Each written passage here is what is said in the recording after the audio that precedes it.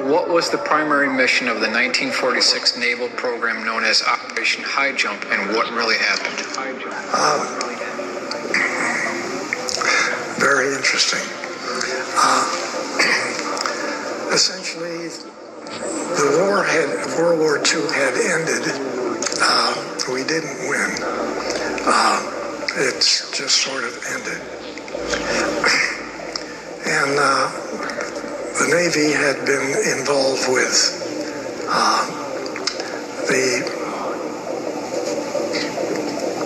the German facilities in Antarctica and the Draco reptilian facilities and caverns in the Antarctica. And this program was well accepted. And then when Paperclip took place, this is where many of the German elite technical people left Germany and went to their facilities in Antarctica. Some of them went to Russia, some went to England, and a large number of them, Von Braun and Dr. Davis and their people, came to the United States. So there's an admiral called Admiral Nimitz, and he got with another Navy admiral, and they formed the largest U.S. Navy battle group that we had ever had, with the number of ships and the number of facilities, personnel. There was over 400 airplanes involved. Many of them were enormous flying boats, PB-3s, TBFs,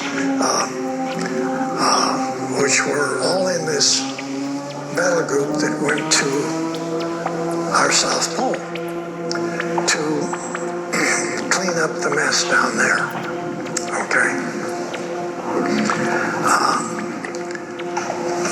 There are large tunnels underneath the water all around Antarctica, where the Germans, with very, very large truck submarines, had been taking facilities from Germany to Antarctica, the facilities had in Antarctica.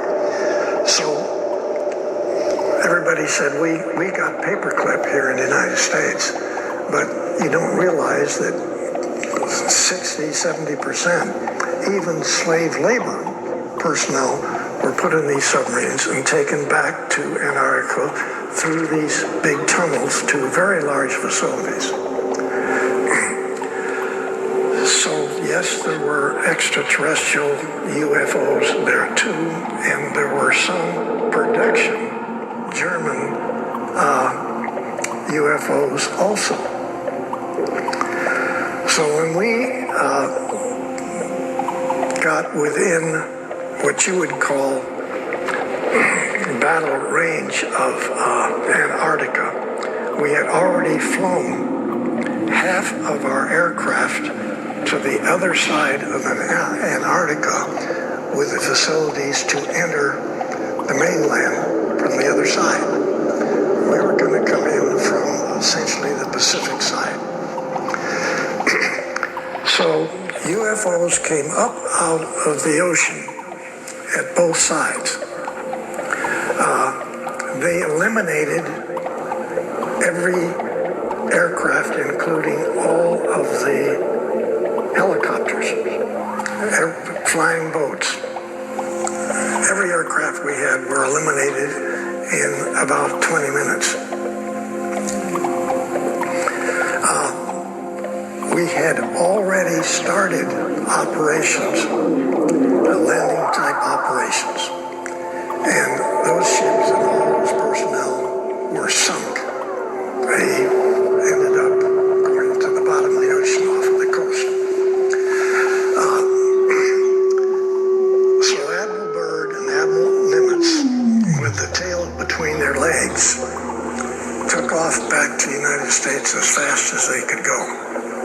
Okay? And never went back. A little bit like going to the moon and never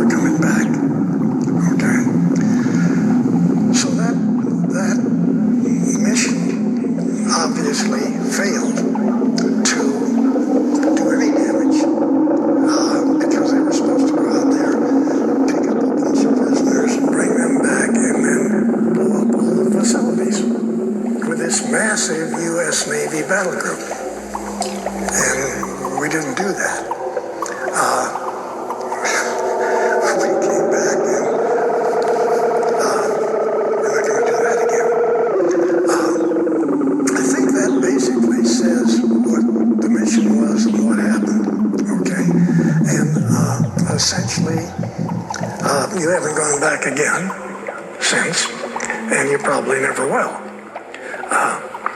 So you don't have the capability to fight the Draco reptilian technical capabilities. But there are people going there. Yes. There are military going there. Yes. And they have also a telescope there that's supposed to be specially stationed to look for the incoming of Planet X or Nibiru or whatever. Well, they have a facility there like you have, your Air Force has at the Alpha Air Force Base in Omaha, Nebraska. There's a picture, a drawing that I made in the front of the book where it shows the command center, which is not a command center. What it is, it's a receiving center for information in this part of the galaxy for us. And then you have a separate command center that the Air Force has in that big mountain range. But the one we're talking about is like the Dracos have that the SS still uses, which is in Antarctica, and it's a controlling area of incoming vehicles that are not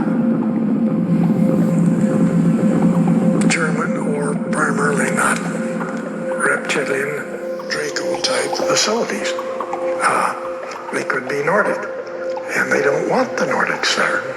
So that telescope facility also has much greater capability than any telescope that we have, and we just had in the last couple of 3 months found out that there are 2 trillion galaxies out there. Wow. So we got better capability as far as we're concerned. The ones that the Draco reptilian have in Antarctica is much bigger than that.